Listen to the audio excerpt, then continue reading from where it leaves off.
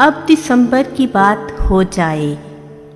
सरमा के इन ठिठुरते ठहरते साकित लम्हों में, धुंध में लिपटी सुबहों जर्द शामों में, कुछ इजहार में, कुछ अनकही बातों में, सवादे फिक्र के सवालों का कोई जवाब हो जाए।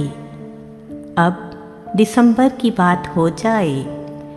खुशबू हवा बहार सब कोहर में छुपे हैं, जज्बे भी बेमौसम कलियों की तरह खिलने के मुंतज़िर हैं।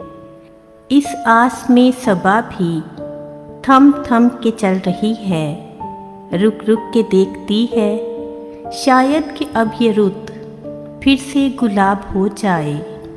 अब दिसंबर की बात हो जाए।